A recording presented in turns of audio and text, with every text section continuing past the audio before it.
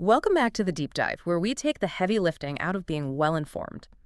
Today, we are wrestling with a complex syllabus, a collection of really deeply personal narratives, some ancient mythology, and the brutal reality of high-stakes military trauma. Yeah, it's quite a mix. The sources you've provided tell this incredible story about the architecture of profound, life-altering trauma, and maybe more importantly, the surprising, quiet path to finding genuine agency and discovering your true voice, even when that voice seems, permanently silenced. That really is the core mission today. Yeah. We are navigating some incredibly intense material that forces us to look at isolation, profound loss, and the ways people protect themselves. Our focus is going to revolve around two fundamentally different yet thematically linked narratives of self-protection. On one side, we've got Archer Hale, whose life in Pelion, Maine was just violently shaped by a family tragedy and a subsequent calculated enforced silence. And then on the other, you have the contrasting experience of Ryan Kendall, an SS soldier in Afghanistan, who's channeling his own childhood trauma into this purposeful, external high-stakes combat. It's a study in extremes, really. One character is locked in this physical and social cage of silence, and the other is locked in the existential isolation of life or death decision-making on a battlefield.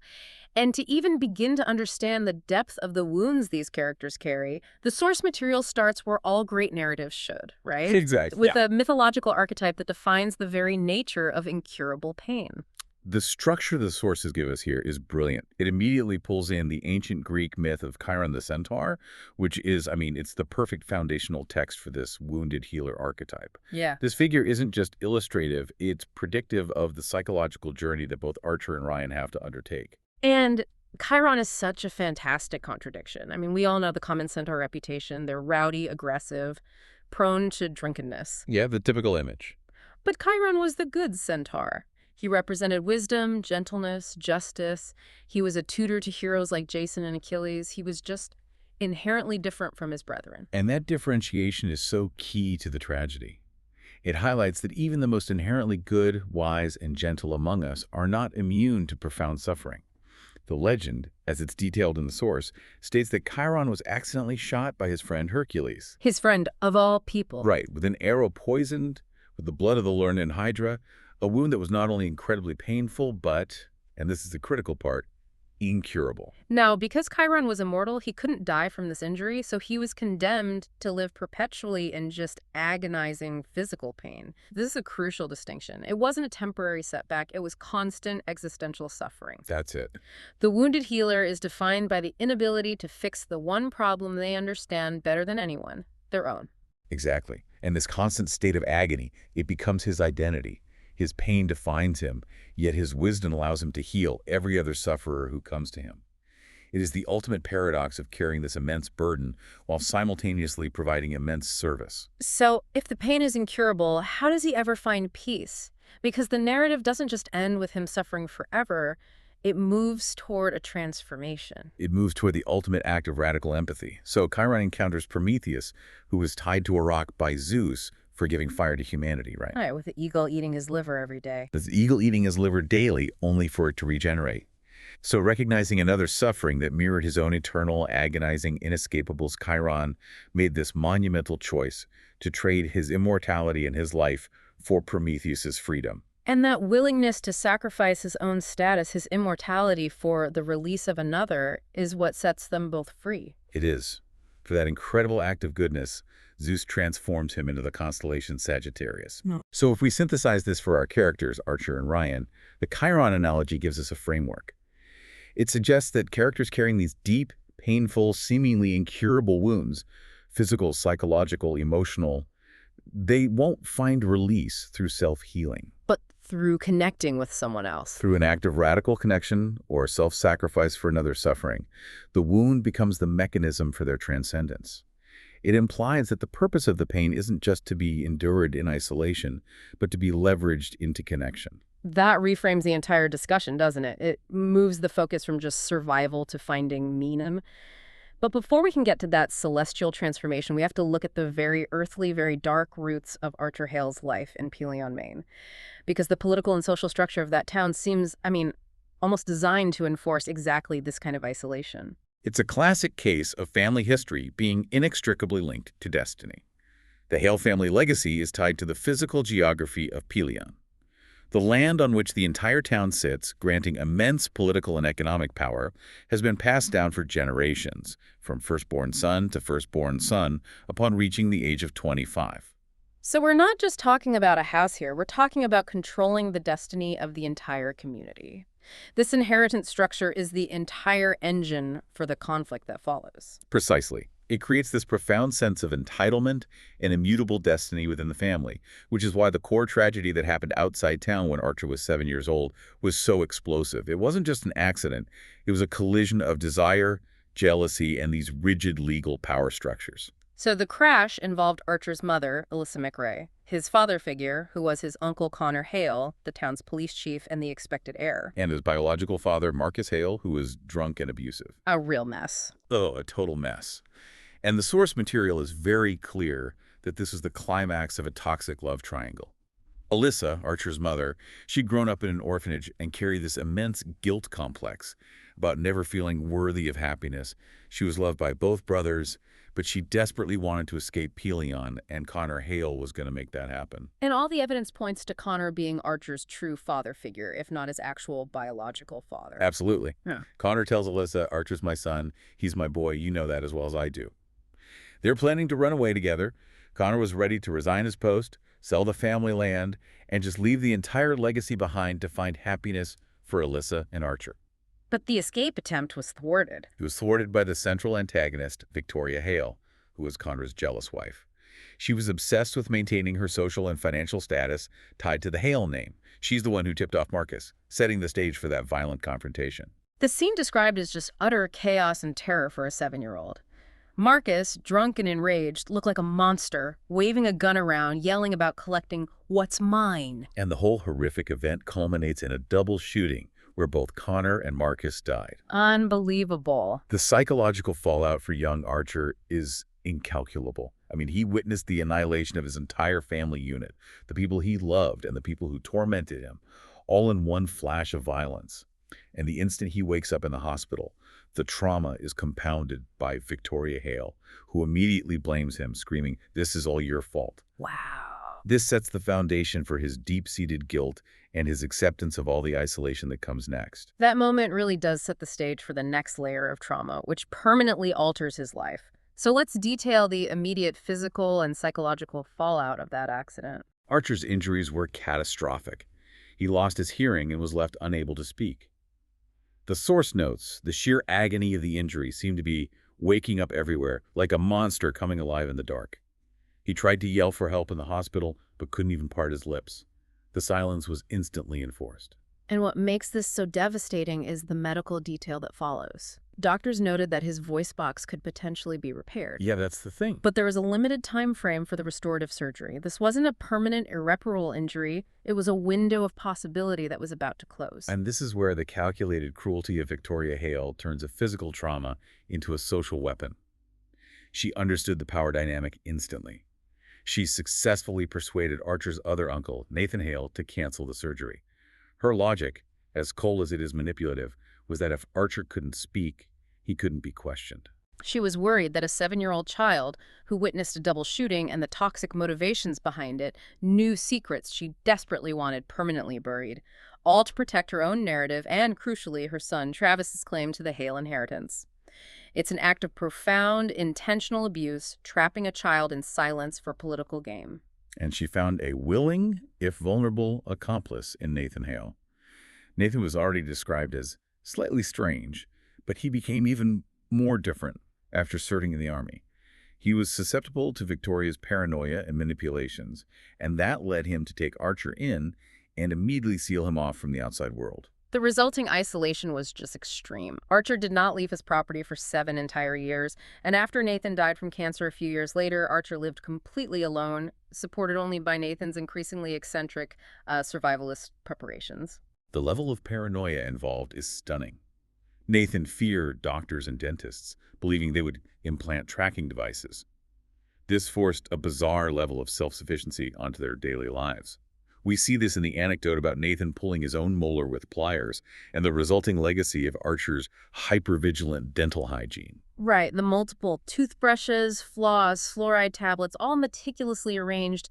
It speaks to a life that's constantly on guard against any kind of external intrusion. And then there are the spy dogs. This part is unbelievable. The mental influence Nathan had on Archer is clearest here. Nathan convinced the boy that the animals on the property were spies working for him.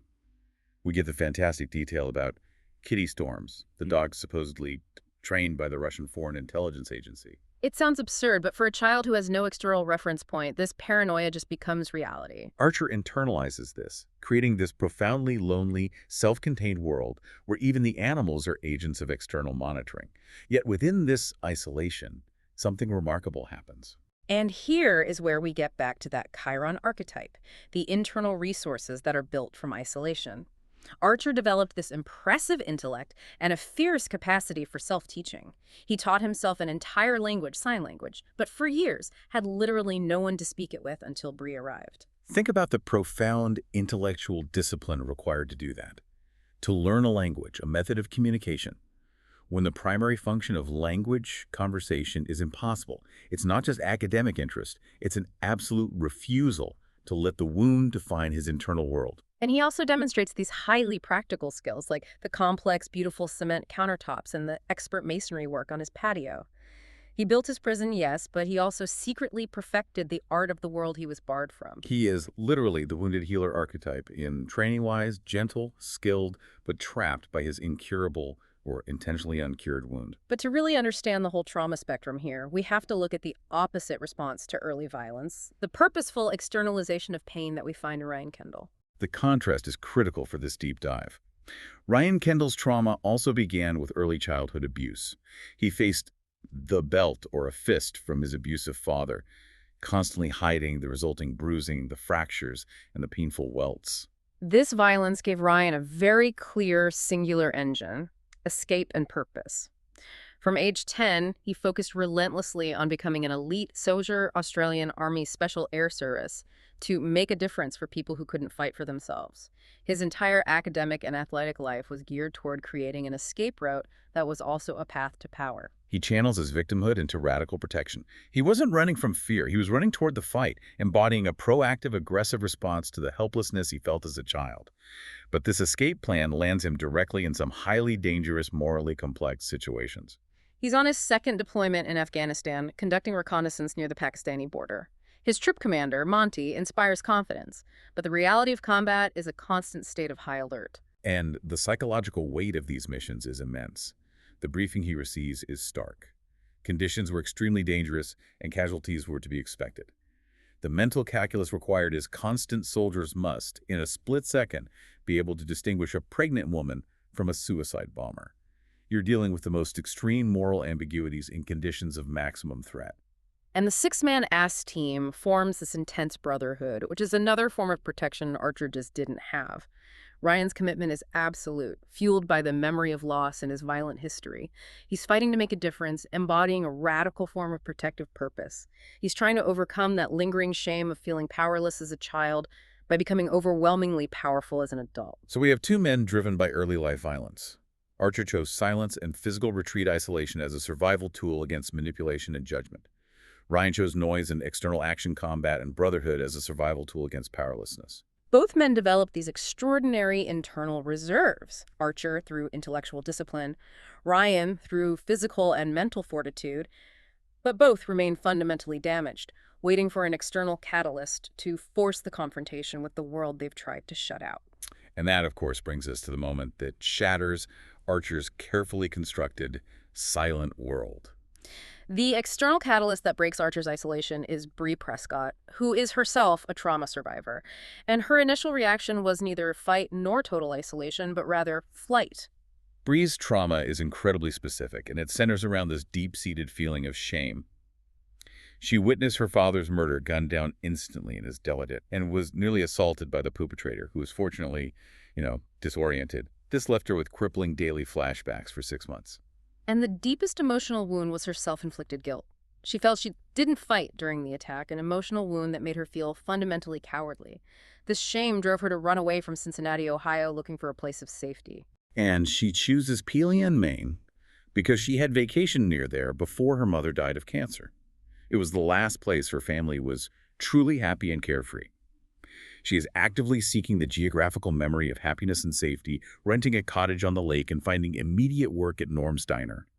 She's looking for quiet anonymity, but she's also highly susceptible to feeling exposed. And her encounter with Archer is a classic, memorable meet-cute that is immediately undercut by his isolation. It happens outside the drugstore in the twilight. Her plastic shopping bag tears, and her purchases spill everywhere. Including, we have to note, her personal necessities. She is totally mortified at her toiletries. And wait, how many Almond Joy bars was it? 6. 6 Almond Joy candy bars spilled all over the asphalt, and she tries to defensively lie that they'll last her for weeks. Right, and this silent, intimidating, rugged man stops. Archer Hale.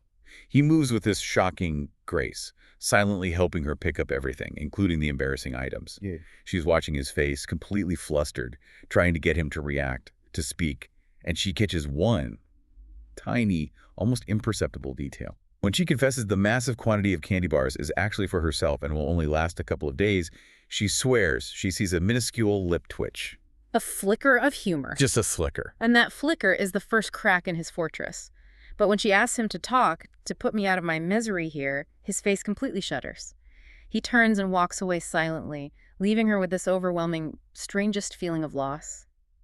She's met a silent stranger, and somehow that encounter made her feel immediately more alone. She's drawn to the isolation and the mystery, perhaps recognizing the deep pain that's mirrored in his silence. She notices the high fence around his property, the bizarre warnings about bombs and traps, the exterior manifestation of the psychological fortress he lives in. The key to his isolation, however, is unlocked by a twist of fate linked to Bree's own past. She learns from Melanie at the diner that Archer is deaf and mute because of the accident. And she immediately realizes she has the key because her own father was deaf. This is so critical. Her trauma, which sent her running, coincidentally equipped her with the exact tool needed to break Archer's trauma-induced isolation.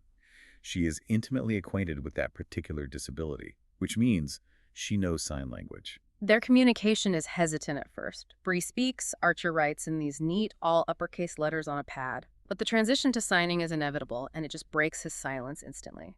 The immense irony is that Archer had been teaching himself this language for years, perhaps unconsciously preparing for the possibility of connection, but had no one to share it with. It wasn't just physical silence, it was conversational starvation. And the depth of their bond forms quickly through this shared, unique language, but it's solidified through shared vulnerability. When Archer asks her if running away is working, she admits, mostly, no.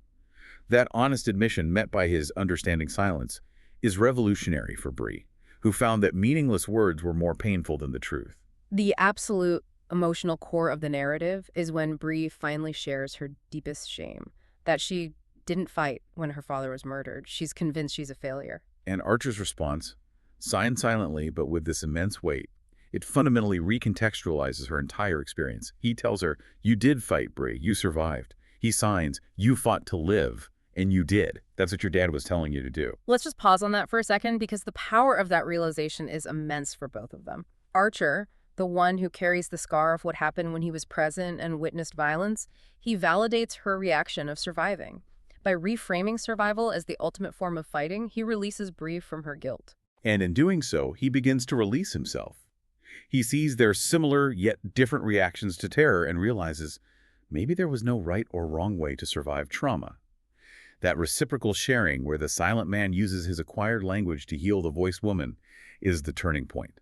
Something profound released inside of him. He is starting to recognize his own capacity for healing, fulfilling that Chiron destiny. But just as this beautiful, quiet connection develops, the external, loud voices of conflict reassert themselves, trying to keep Archer trapped in his perceived, damaged status. We see this embodied in Travis Hale. Travis Hale is the heir apparent, Connor's biological son, a police officer, handsome, charming, self-confident, everything the town expects a Hale to be. He's the picture of toxic entitlement, and he aggressively pursues Bree. And his aggression isn't just romantic, it's political. He's the presumptive heir to the town land at age 25, and he's openly planning major development to modernize the town, which alienates the existing community. He represents the continued tradition of power and control. And behind Travis is his mother, Victoria Hale, the master strategist. She confronts Bree, attempting to poison the relationship by accusing Archer of being damaged and claiming he tried to assault her years ago. Which is a vicious, calculated lie. A total lie. And it's important to analyze Victoria's strategy here. She tried to manipulate Alyssa by preying on her guilt complex and making her feel unworthy. She tries the exact same tactic with Bree. She tries to make Bree feel guilty or ashamed for associating with a damaged man. Her special gift, as the source notes, is manipulating others while keeping her own hands clean. She leverages her status and false narratives to maintain control. She understands that Archer's silence is her most powerful weapon. She can say anything she wants about him, that he's a violent animal, and he can't easily refute it to the skeptical small-town community. The ultimate external pressure, the thing designed to break Archer, culminates in the strip club incident. Travis, perhaps trying to integrate Archer or maybe just being cruelly insensitive, takes the deeply isolated, traumatized man to a strip club. Oh, that's a terrible idea. For someone who had lived in literal silence for 7 years, the environment is a total sensory and emotional overload. The loud music, the whoops and hollers, the aggressive atmosphere, it's devastating. The source describes him needing beer just to make the noise bearable. He's overwhelmed, confused by the strange physical responses, and ends up in a back room with a stripper. And Bree views this as a betrayal at first, but she later realizes it was a devastating, overwhelming experience for Archer, causing him to regress immediately back into shame and self-isolation. It's a complete failure of his attempt to rejoin the loud, chaotic world. This incident proves that his silence, though it was initially enforced by Victoria, has become his self-defense mechanism. When the world gets too loud, too complex, too threatening, he retreats. And Bree recognizes that she has to do more than just connect with him in private. She has to help him find the courage to confront the world with his truth. Archer's crisis after the strip club leads to this beautiful emotional breakthrough, and it's based on Bree's unique analogy, the masterpiece. This is where Bree brilliantly validates the process of pain, not just the outcome. She uses the image of her mother's embroidery. She describes the back of the needlework as awful, messy with knots and uneven strings. But when you turn it over, it was a masterpiece, a nest full of baby birds. She tells Archer that the side they're looking at now, the trauma, the shame, the isolation, is the ugly, muddled backside. But she promises him, something beautiful can result from something ugly, and there will come a time when I'll get to see what that is. It's such a powerful metaphor because it reframes his trauma. His wounds aren't the finished product. They're the necessary, messy groundwork that created his unique strength, his self-taught skills, and his capacity for gentle connection. You helped me see my own picture, Archer, she signs. Let me help you see yours. And this realization sparks a moment of radical self-agency for Archer. He makes the decision to leave Pelion for 3 months. He's not running from the conflict or Bree. He's running for his own identity. He leaves a letter explaining, I need to be the one to take those steps. To understand how it all comes together, how it all makes sense, what my own picture looks like. He needs to prove to himself that his existence and identity are not dependent on the safety of the perimeter or on Bree's presence. This 3-month journey is a deliberate rite of passage. When he returns, he acknowledges that the loneliness he felt away from Pelion was no less intense than before he met Bree, but the critical difference was that he finally had himself, and he was more able than he'd known or believed. He internalized his own strength. His transformation is physical, emotional, and public. He returns on New Year's Eve, right at the moment the fireworks signal midnight. He's wearing new clothes, a black suit and tie, radiating this quiet confidence. He still has that beautiful gentleness, but he stands taller, larger, transformed by his journey of self-discovery. His return forces the long-overdue public reckoning. His first courageous public act is walking into Norm's diner, the very center of the town that had ignored him for years. The hush that falls over the place signifies the community finally acknowledging his existence. Maggie, Norm, and Bree welcome him, validating his beautiful act of bravery. But the true seismic shift happens when he asserts his rightful claim to the Hale land. This goes back to the legal and political structure we talked about earlier. The town's destiny is tied to this land. Archer confirms he is Connor's oldest son, a truth Connor himself declared. He is the rightful heir. The confrontation with his adversaries is swift and telling. Victoria attempts to scream and call him an animal, playing her old manipulative hand, but Travis falters. When the possibility of a blood test that would confirm Archer's parentage and his claim is raised, Travis sees his mother blanch and realizes the game is over. He accepts that the truth is easily enough proven. Archer not only claims his inheritance, but far more importantly, claims his voice. The transformation from silent victim to confident, capable leader culminates at a town meeting held to honor him. The whole town gathers, finally recognizing his silent wound and gentle heart. And the community responds in kind. The town librarian, Mrs. Ahern, who checked out hundreds of books to the isolated boy, she signs a message of support, expressing regret that she hadn't done better before. It's a collective acceptance and apology. And his leadership philosophy is the ultimate redemption of the Hale legacy. Speaking through an interpreter, he rejects the old regime of ownership and manipulation. He declares, "The land is not the town, the people are." He promises that his leadership will be fundamentally different. Each person who lives here matters, he tells them. Each of you get a vote on the future development. And in a powerful moment of quiet irony, he commits to being an agreeable landlord and, with a knowing look at the town, a good listener. The silent man, whose voice was stolen by political manipulation and jealousy, now uses his quiet determination to become the loudest, most trusted voice in Pelion, ensuring that everyone else is heard. His transformation is complete. And the epilogue just seals the achievement, showing 5 years of hard-won normalcy and fulfillment, demonstrating that this transformation was permanent and sustainable. 5 years later, they're married with twin boys, Connor and Charlie, named after their respective loving father figures, and they're expecting a fourth child. Their private lives are deeply fulfilled. Professionally, Archer is a successful businessman, having purchased additional land and actively running the town based on his foundational belief in the importance of every person. Bree runs a thriving catering business. They are integrated and flourishing. But the ultimate resolution is found in their private, silent communication. The narrative concludes that the loudest words are the ones we live. Despite his physical inability to speak, Archer communicates his deep devotion to Bree every single night with the silent sign. Only you, only ever you. That's the power of that Chiron analogy realized, isn't it? His true voice, his agency, his character, his devotion, it was validated and found through the reciprocal love of Bree. She provided the language, and he provided the healing validation. What this deep dive reveals is how overwhelming trauma, whether it's the catastrophic loss and enforced silence of Archer or the childhood violence and high-stakes combat of Ryan, can paradoxically force individuals to develop these extraordinary internal resources. We saw self-taught languages, extreme mental discipline, quiet determination. But the crucial insight is that healing wasn't achieved in running from the past or relying solely on internal fortitude. It was found in connecting with someone who offered validating understanding, allowing the wounded individual to finally step into their inherent power and capability. And the brilliance lies in the serendipity of that connection. I mean, Bree only knew sign language because her own father was deaf. That unique, specific skill was the key that unlocked Archer's entire world, allowing him to communicate freely for the first time in years. And in turn, by allowing him to share his story and validating his strength, he was able to help her recontextualize her own trauma, showing her she was a survivor, not a coward. It's a powerful testament that sometimes the most profound voices are those that move without sound.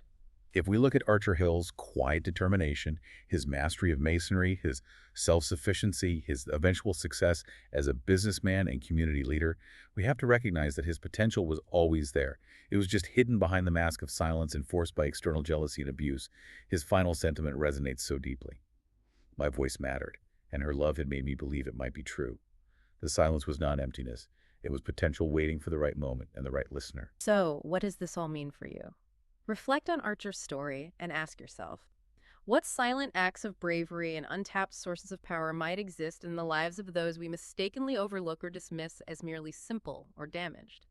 What unique language, that moment of shared vulnerability or connection, would unlock the potential of the most isolated person you know, allowing them to finally realize that the messy backside of their trauma is actually the foundation for their masterpiece? That's something to keep in your mind until our next deep dive.